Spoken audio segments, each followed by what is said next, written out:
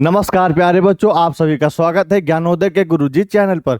मैं सुमित आप लोगों के लिए लेके आ गया हूँ संस्कृत के महत्वपूर्ण पाठ हैं जो उनके सारांश की। तो जिन बच्चों ने पार्ट 1 नहीं देखा है तो वो बच्चे पार्ट 1 को जरूर देखेंगे। उसके बाद ये पार्ट 2 आप लोगों के सामने हाजिर है। तो आज के जो है पाठ के सारांश में जो पिछले पार्ट का सारांश पढ़ा था उसमें कुछ चीजें शेष रह गई थी, उन्हीं चीजों को आज पूरा करेंगे। ठीक है, तो जो चीजें हम लोगों ने पढ़ ली है फटाफट उनके बारे में समझ लेते हैं। कौन कौन से विषय और कौन कौन से पार्ट है जिनके बारे में हम लोगों ने पिछली क्लास में पढ़ लिया था।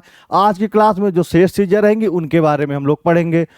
और पाठ के सारांश को लिखते समय जो कुछ प्रमुख चीजें हैं, ध्यान देने योग्य जो चीजें हैं उनको भी देखेंगे। तो पाठ के सारांश को लिखते समय सबसे पहले आपको पाठ का नाम डालना है, उसकी विषय वस्तु क्या है उसको लिखना है, उसमें किन किन कहानियों के बारे में बताया गया, क्या क्या उसकी कहानी है, जो मेन घटनाएं हैं उनके बारे में लिखना है। इन्हीं सारी चीजों के बारे में हम लोग आज चर्चा करेंगे।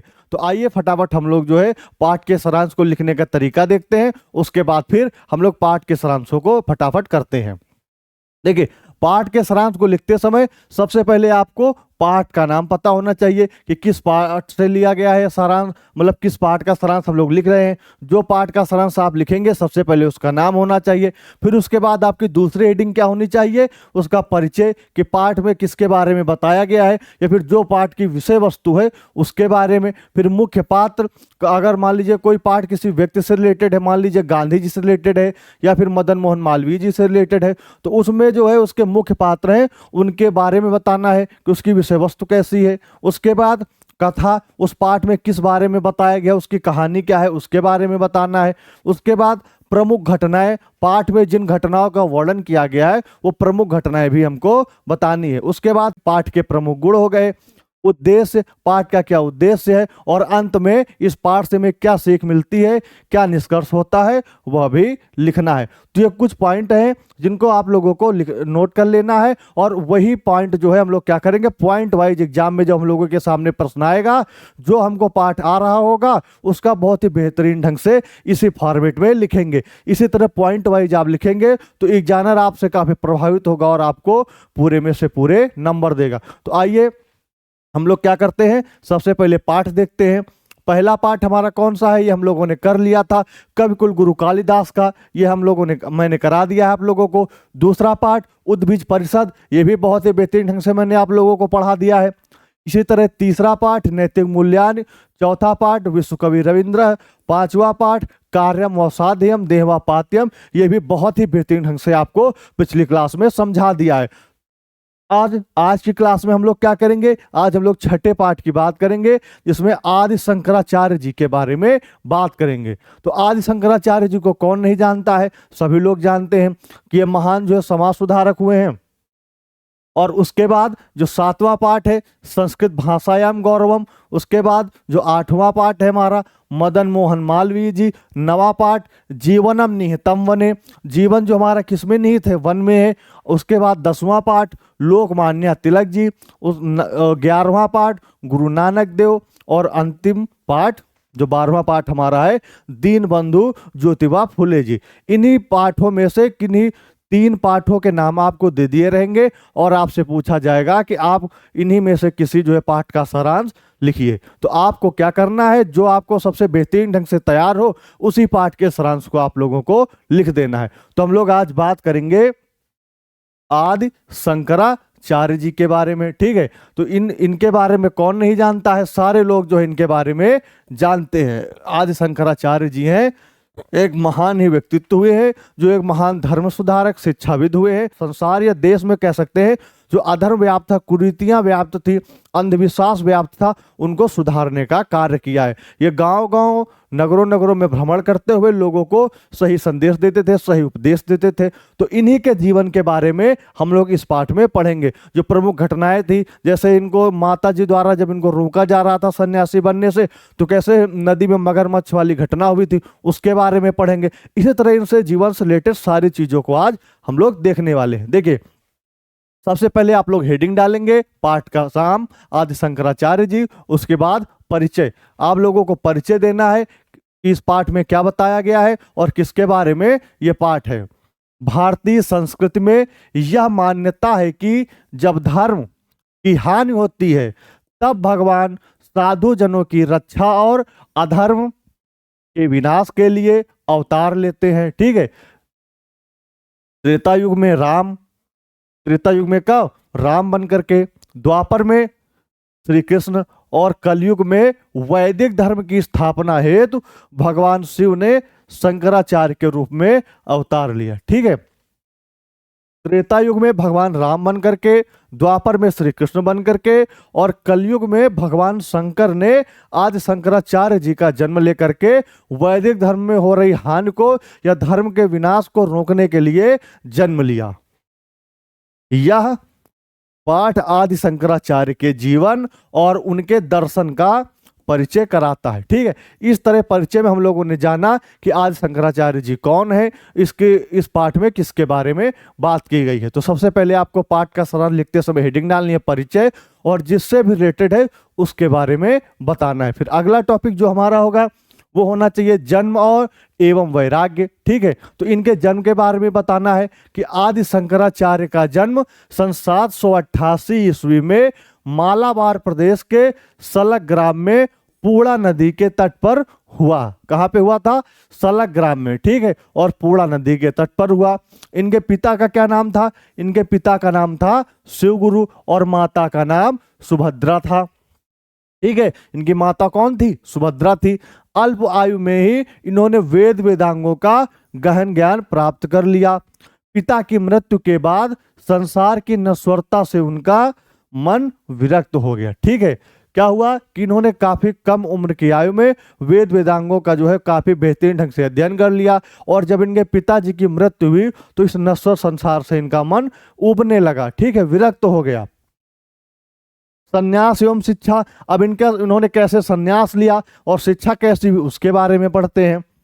पूर्णा नदी में स्नान के समय ग्राह अर्थात मगरमच्छ की घटना के बाद माता की अनुमति से शंकर ने संन्यास ग्रहण किया। उन्होंने गोविंद पाद से, इनके गुरु का क्या नाम था? गोविंद पाद से वेदांत की शिक्षा ग्रहण की। ठीक है, क्या हुआ, एक बार वह नदी में जो है नहाने जा रहे थे तो मगरमच्छ ने उनका पैर पकड़ लिया। ठीक है, तो क्या हुआ, उनकी माता जी आई और मगरमच्छ उनका पैर नहीं छोड़ रहा था, तो इन्होंने माता जी से वचन लिया कि माता जी अगर आप मुझे सन्यासी बनने देंगी तो यह मगरमच्छ क्या करेगा, मेरा पैर छोड़ देगा। और होता भी वैसे ही, जैसे माता जी इनकी अनुमति देती है मगरमच्छ इनका पैर छोड़ देता है और ये सन्यास की ओर बढ़ चलते हैं। और इन्होंने अपने गुरु किसको बनाया? गुरु गोविंद पाद जी को इन्होंने अपना गुरु बनाया। ठीक है, इसके बाद आगे सन्यास एवं शिक्षा। ठीक है, इन्होंने सन्यास के बारे में मैंने आपको बता दिया है कि पूर्णा नदी में स्नान के समय ग्राह की घटना के बाद माता की अनुमति लेकर शंकर ने सन्यास ग्रहण किया और इन्होंने गोविंद पाद जी से वेदांत की शिक्षा प्राप्त की। भाष्य रचना एवं शास्त्रार्थ। ठीक है, भाष्य की रचना काशी पहुंचकर शंकराचार्य जी ने, ठीक है, जब काशी ये पहुंचे तो वहां पे इन्होंने क्या किया? ब्रह्मसूत्र, उपनिषदों और भागवत गीता जो थी उस पर भाष्य लिखे। ठीक है, किस पे? भागवत गीता पर भाष्य लिखे। उन्होंने मंडन मिश्र से शास्त्रार्थ कर अद्वैत सिद्धांत की श्रेष्ठता सिद्ध की। जो वहां पे कौन? मंडन मिश्र जी थे। ठीक है, किससे? मंडन मिश्र जी से इन्होंने क्या किया? इन्होंने शास्त्रार्थ किया। ठीक है, और उसके बाद अद्वैत सिद्धांत की श्रेष्ठता की। अद्वैत सिद्धांत का अर्थ क्या होता है? अद्वैत सिद्धांत का अर्थ होता है कि आत्मा और परमात्मा यही दो चीजें हैं। ईश्वर क्या है? आत्मा और परमात्मा के मिलन को ही ईश्वर कहते हैं। एक वो ईश्वर है जो परमात्मा है और दूसरी आत्मा, बीच में कुछ नहीं है। ये इन्हीं दोनों के संबंधों को इन्होंने बताया, जिसे क्या कहा गया? अद्वैत सिद्धांत कहा गया। वैदिक धर्म का प्रचार। इन्होंने वैदिक धर्म का प्रचार कैसे किया? इन्होंने गांव और नगरों में घूम घूम करके वैदिक धर्म का प्रचार किया। शंकराचार्य ने कर्म कांड की अपेक्षा ज्ञान को मोक्ष का साधन बताया। ठीक है, यानी कि कर्म कांड अर्थात यज्ञ हवन की अपेक्षा इन्होंने कर्मों पे अधिक बल दिया कि आप अच्छे कर्म करिए। ठीक है, लोगों के साथ अच्छे से रहिए, लोगों पर दया करिए, ईमानदारी से रहिए, सत्य बोलिए। इन्हीं चीजों पे इन्होंने जोर दिया और बताया संपूर्ण भारत में भ्रमण कर वैदिक धर्म का प्रचार किया। और पूरे जो है भारत में इन्होंने भ्रमण किया और वैदिक धर्म का क्या किया? प्रचार किया। सिद्धांत एवं योगदान, इन्होंने क्या सिद्धांत दिए और क्या योगदान दिए। शंकराचार्य ने जीव और ब्रह्म की एकता का प्रतिपादन किया। किसका किसका? जीव और ब्रह्म की, अर्थात जो जीव हमारा जीवन है और ब्रह्म अर्थात ईश्वर, ठीक है, इन्हीं की एकता का, कि ये दोनों एक हैं, अलग अलग नहीं हैं। राष्ट्रीय एकता के लिए इन्होंने 4 वेदांत पीठों की स्थापना की। केवल 32 वर्ष की आयु में उनका निधन हो गया, पर उनका अद्वैत सिद्धांत आज भी अमर है, ठीक है। मात्र 32 वर्ष की उम्र में इनका निधन हो गया, पर इन्होंने जो शिक्षा दी, ठीक है, उसको मानने वाले लोग आज भी हैं, यानी उनकी शिक्षा आज भी अमर है। उनकी मृत्यु कब हो गई थी? मात्र 32 वर्ष की आयु में हो गई थी। और उनका जो अद्वैत सिद्धांत था वो आज भी लोगों को अच्छी शिक्षा दे रहा है। तो इस पाठ में हम लोगों ने आज शंकराचार्य जी के जीवन के बारे में पढ़ा कि उनकी प्रमुख घटनाएं कौन थी, उनका परिचय वे कौन थे, वो कौन थे? वो भगवान शंकर का अवतार थे। और उन्होंने क्या किया? जो वैदिक धर्म की हानि हो रही थी और साधु लोगों की रक्षा के लिए उन्होंने जन्म लिया, जिसमें उन्होंने क्या किया? लोगों को शिक्षा दी और लोगों जो अंधविश्वास में, अंधकार में जी रहे थे, उनको ज्ञान रूपी प्रकाश दिया। ये सारी चीजें हम लोगों ने इस पाठ में की। यहाँ पे आप लोग देख सकते हैं कि आज शंकराचार्य जी लोगों को शिक्षा देते थे। अगर आपको फोटो याद देख ली और फोटो याद कर लिया तो 2-3 हेडिंगें आपको अपने आप याद हो जाएंगी कि ये किसके अवतार थे? भगवान शंकर जी के अवतार थे। और इन्होंने, देखिए यहाँ पे शिवलिंग बना है ना, तो इससे क्या है कि ये भगवान शंकर जी के अवतार थे और लोगों को शिक्षा देते थे, ठीक है। और ये भ्रमण करते हुए, मतलब भ्रमण करते थे, एक जगह पे रुकते नहीं, तो लोगों को जगह जगह जा करके लोगों को शिक्षित करते थे। तो इस पाठ को हम लोगों ने बहुत ही बेहतरीन ढंग से समझ लिया है। अब अगले पाठ की ओर हम लोग बढ़ेंगे और अगले पाठ में हम लोग उसका बहुत ही बेहतरीन ढंग से सारांश लिखेंगे। अगला पाठ है मदन मोहन मालवीय जी, ठीक है। इसमें मदन मोहन मालवीय जी के बारे में पढ़ेंगे। फोटो आप लोगों को दिख रही होगी, ये हमारे मदन मोहन मालवीय जी हैं, ठीक है। ये स्वतंत्रता संग्राम सेनानी, शिक्षक, ठीक है। ये बहुत सारे जो है शिक्षाविद, धर्म सुधारक, यानी बहुमुखी प्रतिभा के धनी व्यक्ति थे, ठीक है। इन्होंने भारत के लिए बहुत सारे योगदान दिए हैं, जिनके बारे में हम लोग इस पाठ में आज पढ़ेंगे। सबसे पहले पाठ की आप लोगों को हेडिंग डालनी है और पाठ का नाम लिखना है। उसके बाद इनका परिचय देना है कि ये कौन थे।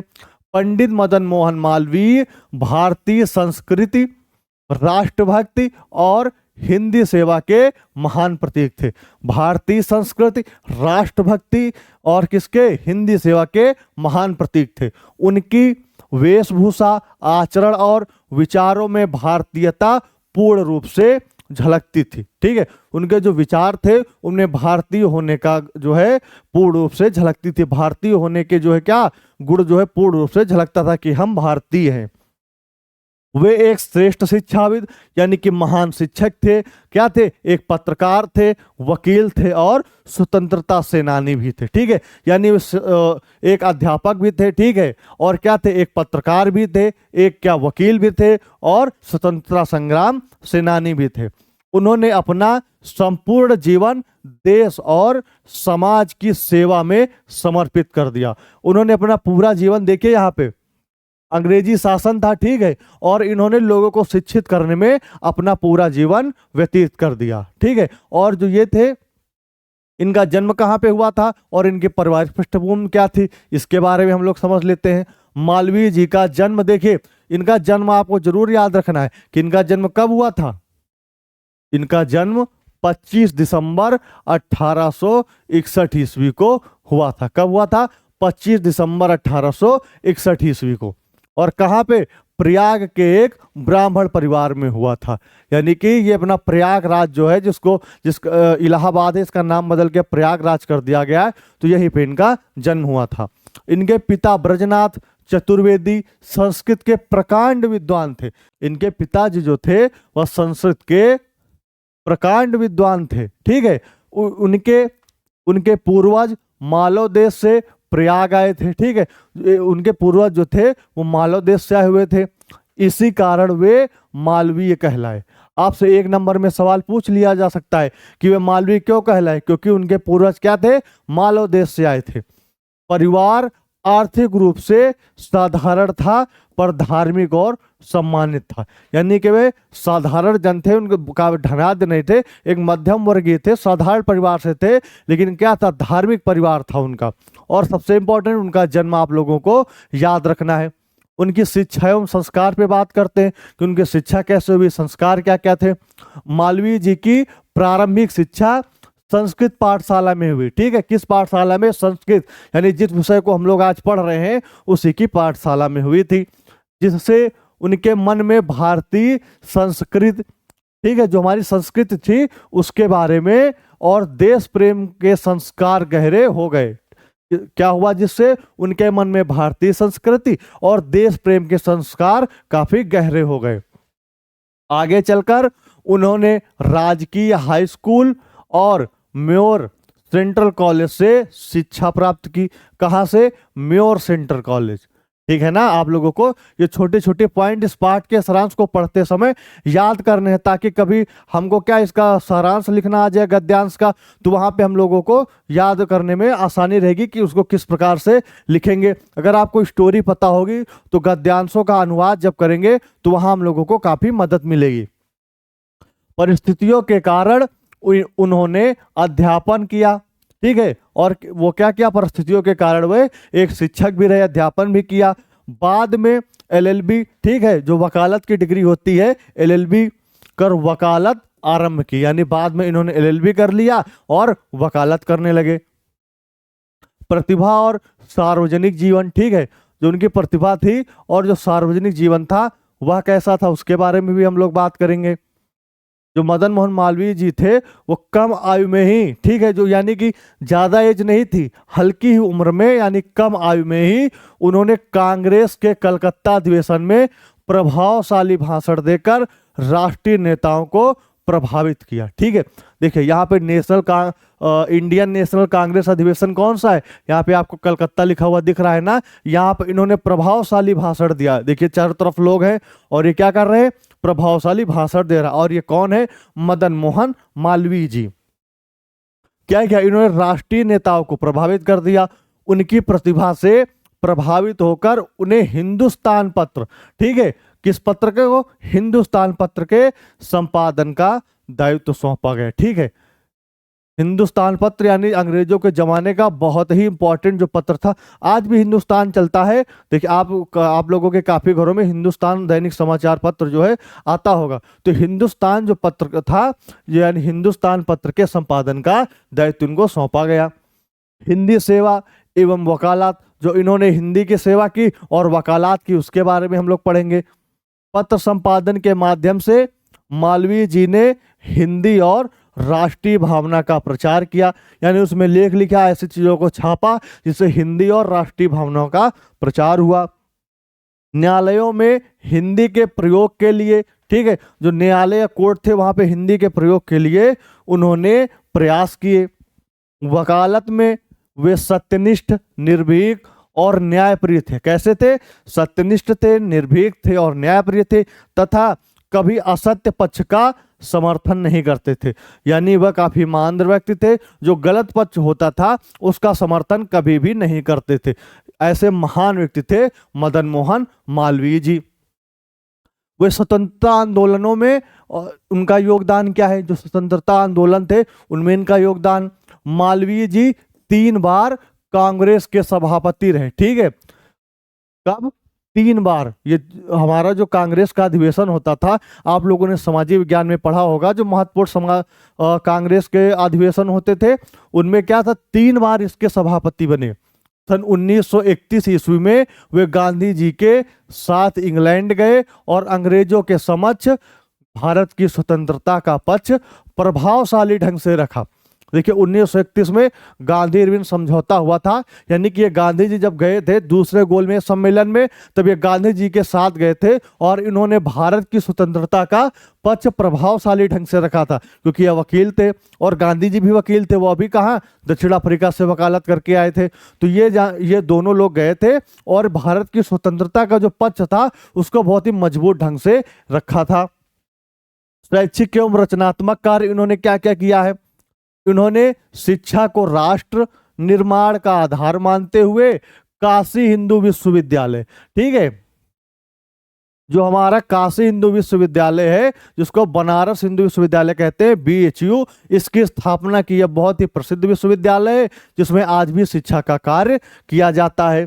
की स्थापना की, वे इसके प्रथम कुलपति रहे। जो BHU था, या काशी हिंदू विश्वविद्यालय था, इसके प्रथम कुलपति भी ये रहे। और छात्रों को पुत्रवत स्नेह देते थे। कैसे? यानी जो वहां के स्टूडेंट थे उनको अपने बेटे जैसा मानते थे। ठीक है, पुत्र के जैसा उनके साथ बर्ताव करते थे। भारतीय संस्कृति और नैतिक मूल्यों का प्रचार उनका प्रमुख उद्देश्य था। जो भारतीय क्या संस्कृति थी, नैतिक मूल्य, हमने पिछली क्लास में नैतिक मूल्यों के बारे में पढ़ा है। उनका क्या था, उनका जो है प्रमुख कर्तव्य था। ठीक है, अब जो इसका मेन उपसंहार है, जिसका निष्कर्ष है, वो देख लेते हैं हम लोग। देश की एकता और मानव कल्याण के लिए जीवन समर्पित करने वाले मालवीय जी का सन 1944 ईस्वी में निधन हो गया था। ठीक है, कब? 1944 ईस्वी में।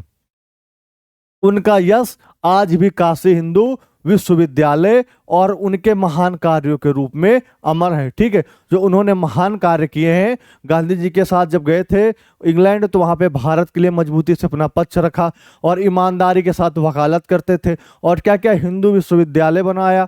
ठीक है, काशी हिंदू विश्वविद्यालय, जिसमें आज भी शिक्षा का कार्य किया जाता है। ये सारे इन्होंने महान कार्य किए, इसी के कारण इनका आज भी नाम लिया जाता है। ठीक है, अब आप लोग मुझे बताइए कि इनके पिताजी थे वे किस विषय में अत्यंत ही प्रकांड विद्वान थे। आप लोगों को कमेंट करना है और बताना है उनके पिताजी का कौन सा जो है विषय था। ठीक है, किस विषय में उनको महारत हासिल था। तो आप लोग फटाफट कमेंट करके बताएंगे। ठीक है, आगे हम लोग जो बढ़ेंगे, अगला पार्ट हमारा है लोकमान्य तिलक जी। इनके बारे में कौन नहीं जानता, सारे लोगों को पता है, लोकमान्य बाल गंगाधर तिलक जी। ठीक है, आप लोग बताइए इन्होंने कौन सा नारा दिया था। आप लोग कमेंट करके बताएंगे कि बाल गंगाधर जी ने कौन सा नारा दिया था। ठीक है, और इन्होंने भारतीय स्वतंत्रता के लिए बहुत ही ज्यादा संघर्ष किया, कई बार जेल गए। ठीक है, लेकिन वह कभी भी अपने रास्ते से पीछे नहीं हटे और अपना संपूर्ण जीवन देश के लिए कुर्बान कर दिया। तो आप लोग फटाफट नारा बताएंगे इन्होंने कौन सा नारा दिया। इन्होंने नारा दिया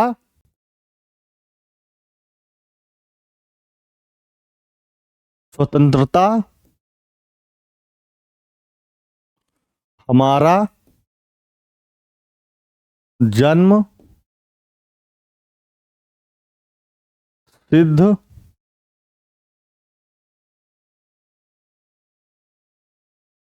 अधिकार है। ठीक है, तो इन्होंने नारा दिया था कि स्वतंत्रता हमारा जन्मसिद्ध अधिकार है।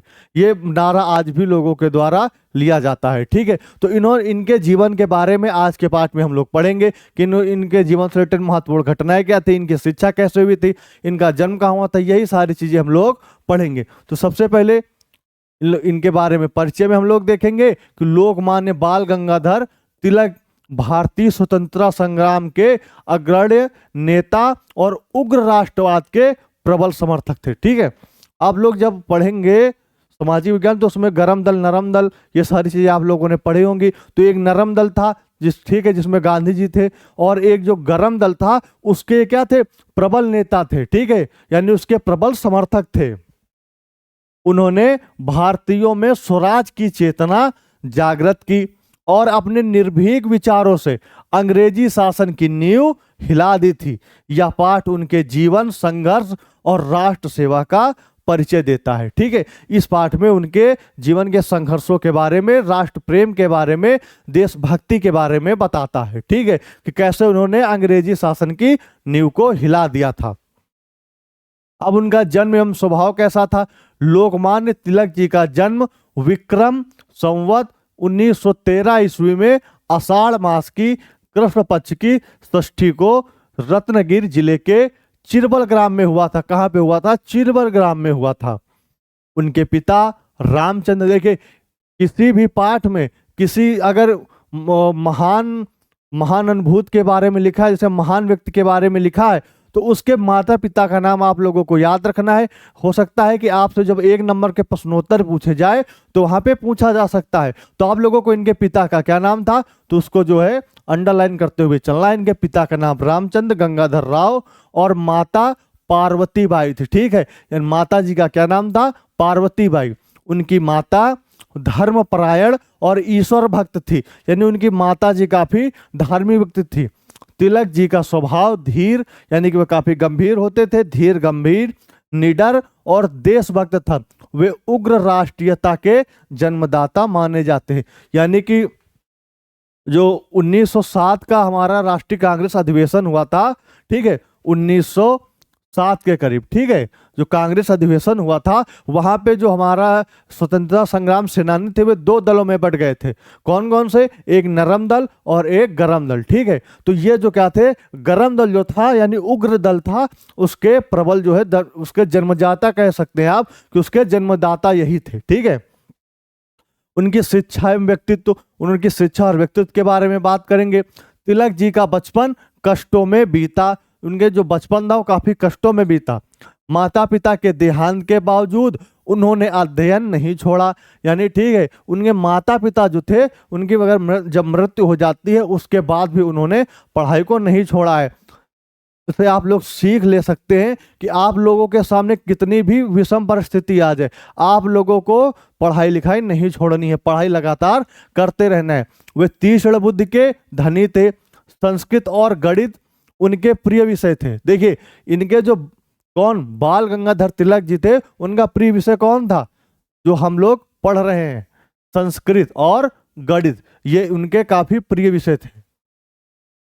तो आप लोग कमेंट करेंगे और बताएंगे कि बाल गंगाधर तिलक जी के जो सबसे प्रिय विषय थे वे कौन कौन से थे। ठीक है, उन्होंने अल्प आयु में ही बीए और एलएलबी की उपाधि प्राप्त कर ली थी, यानी कि कम उम्र में ही उन्होंने बीए और एलएलबी की उपाधि प्राप्त की थी। शरीर से दुर्बल होने पर भी उन्होंने परिश्रम द्वारा, यानी वो शरीर से दुर्बल थे फिर भी परिश्रम के द्वारा उन्होंने स्वयं को सशक्त बनाया, यानी उन्होंने मेहनत की और अब खुद को काफी सशक्त बना लिया, मजबूत बना लिया। सरकारी नौकरी, जो सरकारी नौकरी और वकालत त्याग कर वे पूर्ण रूप से देश सेवा में लग गए, यानी इनके पास सरकारी नौकरी थी और वकालत की सबसे इस्तीफा दे दिया और क्या किया, पूरी तरह से देश की सेवा में लग गए। कौन, बाल गंगाधर तिलक जी। स्वतंत्रता आंदोलन में उनका योगदान क्या था उसके बारे में हम लोग पढ़ेंगे। लोकमान्य तिलक जी ने स्वराज मेरा जन्मसिद्ध अधिकार है, ठीक है, आप लोगों को मैंने नारा बताया है, कौन था, स्वराज मेरा जन्मसिद्ध अधिकार है का नारा देकर जन जन में स्वतंत्रता की भावना जागृत की, यानी सभी लोगों को क्या किया, जागृत करने का कार्य किया, देश प्रेम करना सिखाया।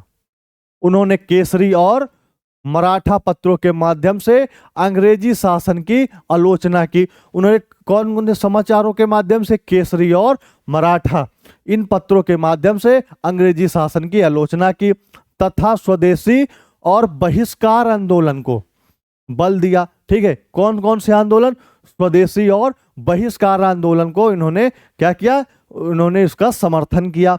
निर्भीक लेखन के कारण इन्हें कठोर दंड, ठीक है, यानी ये लिखते बहुत ही बढ़िया थे, सरकार की बहुत ही बेहतरीन ढंग से आलोचना करते थे, जिसके लिए इनको क्या किया जाता, कठोर दंड दिया जाता था और इनको जेल की सजा दी गई। फिर भी वे सत्य के मार्ग से नहीं डिगे। कौन, ये बाल गंगाधर तिलक। देखिए, यहाँ पाँव में बेड़ियां पड़ी हुई है और जेल में इनको कारावास हो गया है, फिर वे देश के लिए पत्र लिख रहे हैं, यानी कि क्या कर रहे हैं, देश के लिए इतने अंदर इतना प्रेम था कि वह जो है देश के लिए हमेशा जो है मर मिटने को तैयार रहते थे और देश प्रेम की ही बातें करते थे, यानी देश प्रेम उनके लिए सर्वोपरि था। ऐसे महान अनुभूत थे बाल गंगाधर तिलक जी। कारावास एवं रचनाएं, इन्होंने कारावास में रचनाएं की।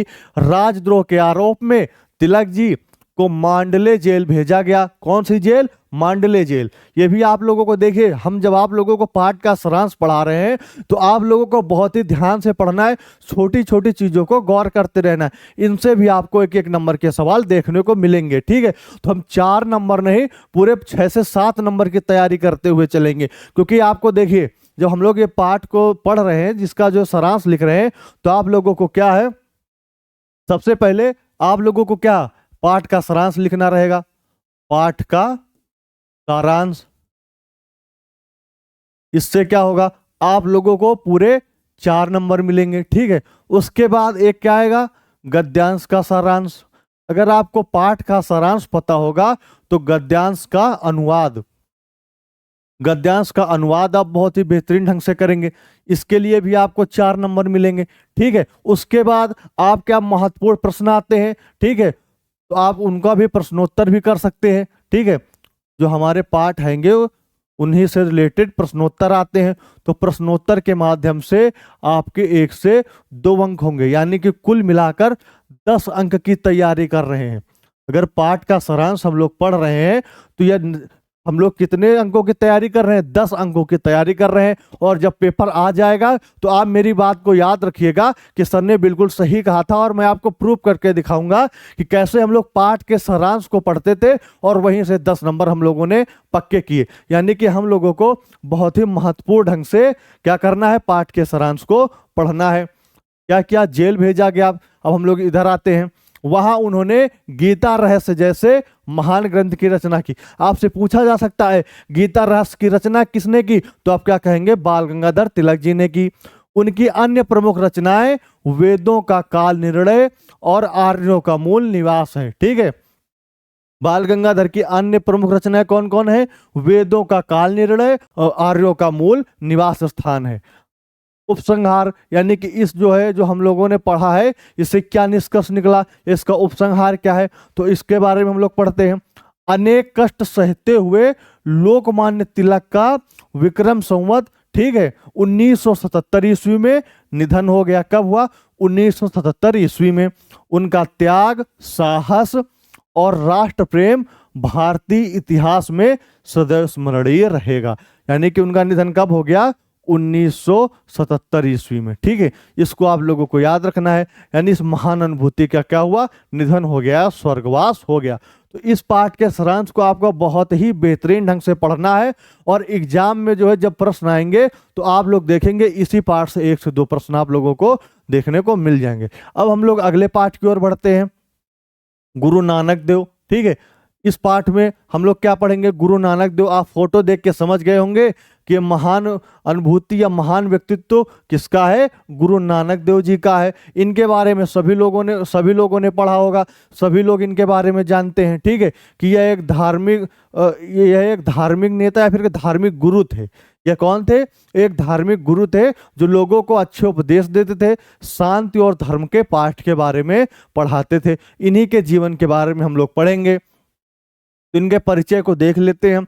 गुरु नानक देव जी सिख धर्म के आदि संस्थापक तथा महान समाज सुधारक थे। यानी सिख धर्म की स्थापना किसने की थी, तो आप लोग बताएंगे गुरु नानक देव जी ने की थी। ठीक है, और महान समाज सुधारक थे क्योंकि समाज को क्या करते थे, शिक्षित करने का कार्य करते थे। उन्होंने प्रेम, करुणा, सेवा और समानता का संदेश देकर मानव को एकता के सूत्र में बांधने का प्रयास किया। यानी एकता का उन्होंने क्या किया कि सभी लोग एक रहिए, एकता में बल होता है, सभी लोग आपस में भाईचारे के साथ रहिए, सभी लोग समान है, प्रेम के साथ रहिए, इसी का इन्होंने प्रयास किया है।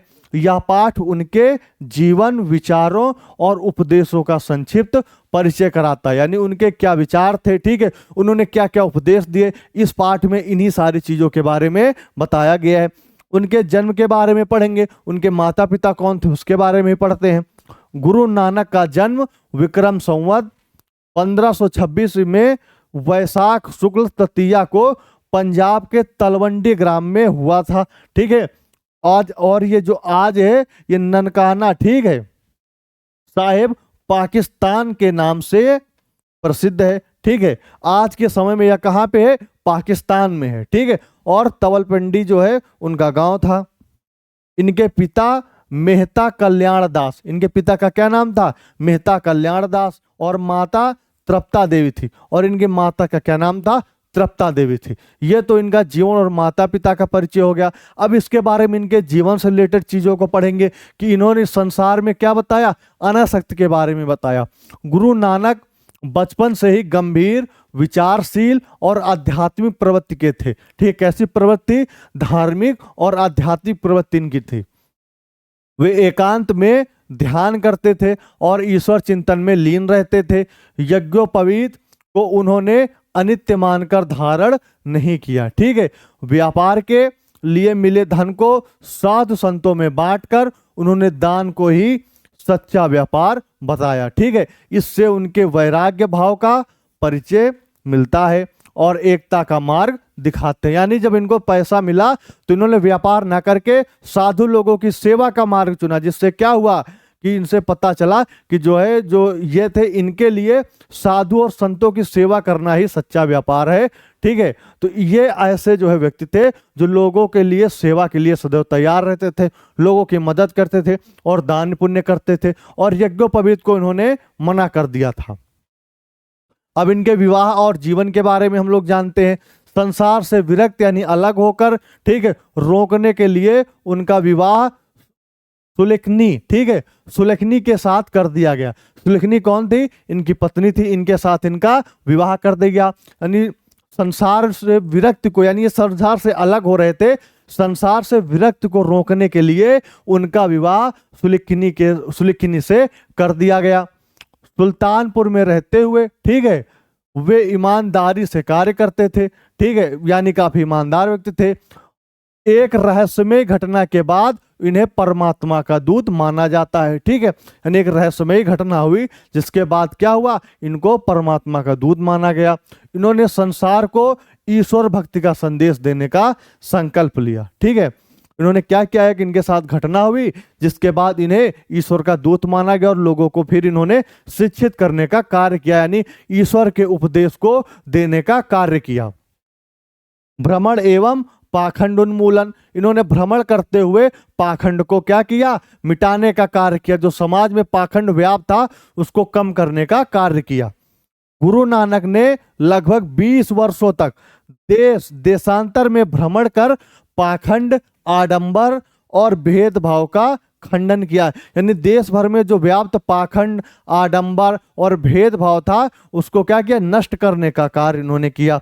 इन्होंने दीन दुखियों, दलितों और पीड़ितों को सांत्वना दी और तथा श्रम, सेवा और समानता का महत्व बताया। यानी जो दीन दुखी पीड़ित थे इनको क्या किया, इनकी मदद की, इनको समानता के बारे में बताया और लोगों को शिक्षा दी कि इनके साथ भेदभाव ना करें। ठीक है, इनकी मदद करें, यही सारी चीजें इन्होंने सिखाई। इनके उपदेश एवं लंगर प्रथा, करतारपुर में रहकर इन्होंने क्या किया, ज्ञान योग और कर्म योग का समन्वय किया। निष्काम कर्म, सेवा, करुणा और सदाचारण को ईश्वर प्राप्ति का साधन बताया। ठीक है, किसको? निष्काम कर्म यानी बिना स्वार्थ के कर्म करना, लोगों की सेवा करना, करुणा के साथ रहना, इसी को क्या किया इन्होंने, ईश्वर के जो है ईश्वर प्राप्ति का साधन बताया। इन्होंने लंगर प्रथा, आपसे पूछी जाए, जो लंगर प्रथा होती है पंजाब में 24 घंटे चलती रहती है, जिसमें लोगों को निःशुल्क भोजन दिया जाता है, इसके क्या की स्थापना किया, इसको आरंभ किया, जिसमें सभी लोग बिना भेदभाव एवं एक साथ भोजन करते थे। ठीक है, जो लंगर व्यवस्था थी इसमें सारे लोग मिलकर के आपस में बिना भेदभाव के आपस में बैठकर भोजन किया करते थे। मृत्यु, इनकी मृत्यु कब हुई? गुरु नानक देव जी विक्रम संवत 1596 में 70 वर्ष की आयु में परमात्मा में विलीन हो गए।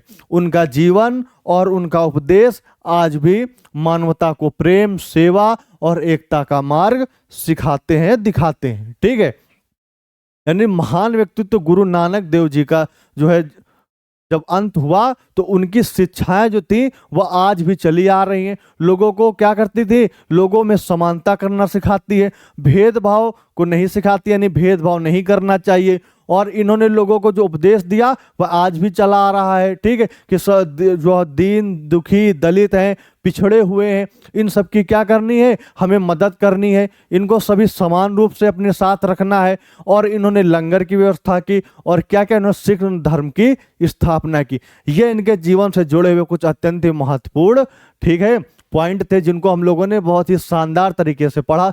यहाँ पे देखिए गुरु नानक देव जी लोगों को शिक्षित करने का कार्य कर रहे हैं, धार्मिक उपदेश दे रहे हैं। और ये पीछे आपको अमृतसर वाला स्वर्ण मंदिर भी दिख रहा है। ठीक है, यानी कि ये गुरु नानक देव जी जो थे लोगों को समानता और भेदभाव ना करने का उपदेश देते थे और दीन दुखी पिछड़ों को क्या करते थे, मदद करने का कार्य करते थे। ठीक है, इसीलिए आज भी हम लोग इनका नाम आदर एवं सम्मान पूर्वक लेते थे और इनको ईश्वर का दूत मानते हैं। ठीक है, तो इस पाठ को हम लोगों ने बहुत ही बेहतरीन ढंग से पढ़ लिया है। हम लोग अगले पाठ की ओर बढ़ेंगे, जिसमें हम लोग दीन बंधु ज्योतिबा बाई फूले के बारे में पढ़ेंगे। यानी पाठ के सारांश का क्या नाम है, दीन बंधु ज्योतिबा फूले जी। अब इस पाठ में हम लोग दीन बंधु ज्योतिबा फूले जी के बारे में पढ़ेंगे। देखिए, जो ज्योतिबा फूले जी थे, आपको दिख रहा होगा ये क्या करते थे। आप लोग फोटो से बताइए क्या कर रहे हैं। ये क्या कर रहे हैं, लोगों को शिक्षित करने का कार्य कर रहे हैं। देखिए, जो गरीब बच्चे हैं, स्त्रियां हैं, कुछ पुरुष हैं, उनको क्या कर रहे हैं, उनको शिक्षित करने का कार्य कर रहे हैं। झोपड़ी पट्टी में देखिए कितना कैसा गांव का वातावरण है और यहाँ पे क्या कर रहे हैं, लोगों को शिक्षित करने का कार्य कर रहे हैं। तो इनसे, इनके जीवन से जुड़ी हुई घटनाओं को हम लोग इस पाठ में पढ़ेंगे और इनके पाठ के सारांश को देखेंगे कि इसमें इनके जीवन के बारे में बताएं, इनका जन्म कब हुआ था, इनके माता पिता कौन थे और ये क्या करते थे, इनके समाज में क्या योगदान थे। इन्हीं सारी चीज़ों के बारे में बहुत ही बेहतरीन ढंग से इस पाठ में बताया गया है, जिसके बारे में हम लोग पढ़ेंगे। सबसे पहले आपको पाठ का सारांश लिखते समय हेडिंग डालनी है और पाठ का नाम डालना है। फिर परिचय में हम लोग देखेंगे कि महात्मा ज्योतिबा फूले भारतीय समाज सुधारक आंदोलन के महान अग्रदूत थे। वे विचारक, समाज सेवक, लेखक, दार्शनिक तथा क्रांतिकारी कार्यकर्ता थे। ठीक है, वह क्या थे, विचारक भी थे, समाज सेवक भी थे, लेखक भी थे, दार्शनिक भी थे और क्रांतिकारी कार्यकर्ता भी थे। उन्होंने दलितों, स्त्रियों और कृषकों के उत्थान के लिए आजीवन संघर्ष किया तथा शिक्षा को सामाजिक परिवर्तन का प्रमुख साधन माना। इन्होंने किस पे बल दिया, इन्होंने शिक्षा पर बल दिया। ठीक है, यानी कि शिक्षा अत्यंत ही जरूरी है। आप लोगों ने सुना होगा शिक्षा, ठीक है, जो जितनी अधिक शिक्षा ग्रहण करेगा वो उतना ही योग्य बनेगा। ठीक है, इन्होंने क्या किया, समाज को सुधारने का कार्य किया और ये महान क्रांतिकारी कार्यकर्ता थे, महान समाज सुधारक थे, महान विचारक थे। ये सारी चीजें इनके जीवन के प्रमुख जो है क्या थे, अंग थे या इनके प्रमुख गुण थे। किसके, ज्योतिबा फूले जी के थे। इनकी जन्म एवं पारिवारिक पृष्ठभूमि क्या थी। ज्योतिबा फूले का जन्म 11 अप्रैल 1827 ईस्वी को पुणे में हुआ था। पुणे कहाँ पे है, पुणे हमारा महाराष्ट्र में है। उनके पूर्वज सतारा से पुणे आकर फूलों की माला बेचकर जीविकोपार्जन करते थे, यानी जीविका अर्जन करते थे। इनके जो पूर्वज क्या थे, वह फूलों की माला बेचकर जीविकोपार्जन करते थे, यानी जीविका चलाते थे। इसी कारण उनका उपनाम फूले पड़ा। इनका नाम फूले क्यों पड़ा, क्योंकि इनके पूर्वज जो होते थे वो फूलों की माला बेच करके अपना जीवन यापन करते थे। प्रारंभ में उन्होंने मराठी भाषा की शिक्षा प्राप्त की। ठीक है, बाद में 21 वर्ष की आयु में अंग्रेजी से 7वीं कक्षा उत्तीर्ण की। उस जमाने में अंग्रेजी सबको पढ़ने को नहीं मिलती थी, सभी लोग हिंदी से ही पढ़ते थे और अधिकतर तो शिक्षित ही नहीं हो पाते थे। पूरे गांव में 2 से 4 लोग शिक्षित होते थे। तो उस जमाने में इन्होंने अंग्रेजी से 7वीं उत्तीर्ण की। ठीक है, ये बहुत बड़ी बात होती थी उस जमाने में।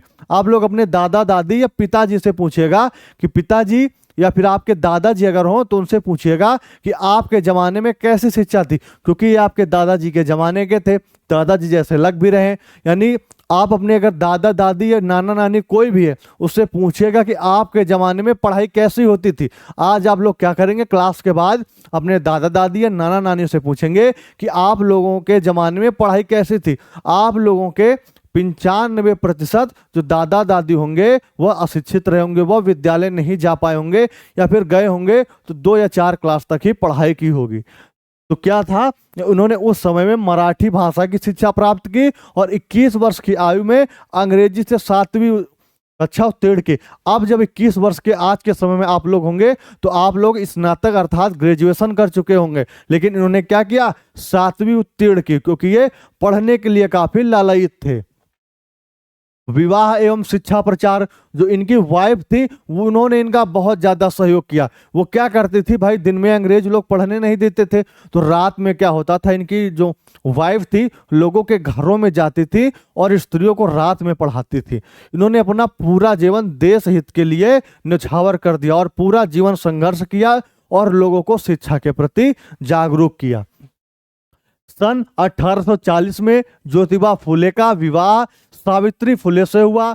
पत्नी के सहयोग से उन्होंने स्त्री शिक्षा के क्षेत्र में ऐतिहासिक कार्य किया। सन 1848 में इन्होंने स्त्रियों के लिए प्रथम विद्यालय की स्थापना की।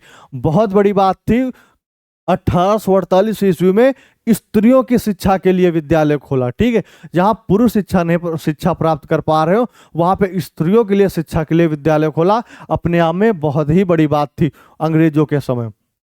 उन्हें समाज के उच्च वर्ग का विरोध झेलना पड़ा। जो पढ़े लिखे लोग थे, ठीक है, जो धनी वर्ग के लोग थे, उनका इन्हें विरोध भी झेलना पड़ा, क्योंकि भाई वो क्या करते थे, लोगों से मजदूरी कराते थे, परिश्रम कराते थे। जो अंग्रेज थे वो क्या करेंगे, सब लोग पढ़ लिख जाएंगे तो हमसे विरोध करने लगेंगे। तो क्या थे, उच्च वर्ग के लोग क्या करते थे, इनको उनसे विरोध झेलना पड़ा, किंतु वे अपने उद्देश्य से विचलित नहीं हुए। रचना एवं विचार, उन्होंने क्या क्या रचनाएं की, उनके क्या क्या विचार थे। उन्होंने तृतीय रत्न, छत्रपति शिवाजी आदि ग्रंथों की रचना की। ठीक है, उन्होंने तृतीय रत्न, छत्रपति शिवाजी आदि ग्रंथों की रचना की। उन्होंने बिना ब्राह्मण के, ठीक है, उन्होंने बिना ब्राह्मण के विवाह की प्रथा को न्यायालय से मान्यता दिलाई। समाज में समानता का मार्ग प्रशस्त किया, यानी जो कोर्ट मैरिज होती थी वो इन्होंने ही शुरू करवाई थी कि आपको कुछ नहीं करना है, कोर्ट जाना है और वहां पे शादी कर लेनी है। तो यानी कि कोर्ट मैरिज की शुरुआत किसने करी थी, ज्योतिबा फूले जी ने करी थी। उपसंहार, यानी इस पाठ से हमें क्या सीखने को मिलता है। 28 नवंबर 1890 ईस्वी को पुणे में महात्मा ज्योतिबा फुले का निधन हो गया। उन्होंने निम्न जातियों और स्त्रियों को समानता का अधिकार दिलाने के लिए आजीवन कार्य किया। उनकी पत्नी सावित्री फुले, इनका नाम आप लोग याद रखेंगे। ठीक है, उनकी पत्नी कौन, सावित्री फुले जी, जो उनकी पत्नी थी भारत की प्रथम दलित शिक्षिका थी। ठीक है, जो भारत की प्रथम दलित शिक्षिका थी वह कौन थी, सावित्रीबाई फुले जी थी। ज्योतिबा फुले का योगदान भारतीय इतिहास में सदैव स्मरणीय रहेगा, यानी इन्होंने अपना सर्वस्व जीवन पिछड़े लोगों की शिक्षा में व्यतीत कर दिया, उनको समाज सुधारने में अपना पूरा जीवन न्यौछावर कर दिया। ये इनकी पत्नी जी थी सावित्रीबाई फुले जी थी, दोनों लोगों ने क्या किया, अपने पूरा जीवन लोगों को शिक्षित करने का कार्य किया। ऐसे महान व्यक्तित्व वाले व्यक्ति थे ज्योतिबा फुले जी।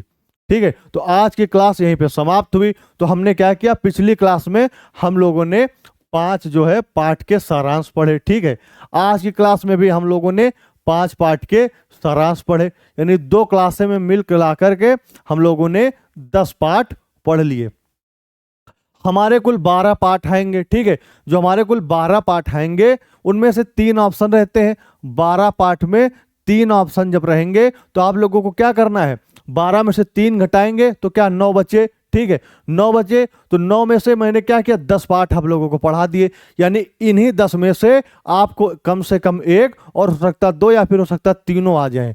ठीक है, तो इन्हीं 10 पाठ के सारांशों को आप लोगों को पढ़ना है और बहुत ही बेहतरीन ढंग से समझना है। फिर जब आपके एग्जाम में पूछा जाएगा तो आप जो है बहुत ही आसानी के साथ इसको लिख देंगे, और मुझे पूरी उम्मीद है आप लोगों को इसको लिखने में कोई भी दिक्कत नहीं आएगी। और जिस क्लास के बारे में आपको आगे पढ़ना है उस क्लास के बारे में आप बता सकते हैं, उसको आप लोग कमेंट करेंगे कि सर हमको इस विषय में अगली क्लास चाहिए। ठीक है, तो आप लोग फटाफट कमेंट करेंगे, ठीक है, कि जिस क्लास के बारे में आपको पढ़ना है। तो आज की क्लास को यहीं पे समाप्त करते हैं। प्यारे बच्चों, आपका बहुत बहुत धन्यवाद।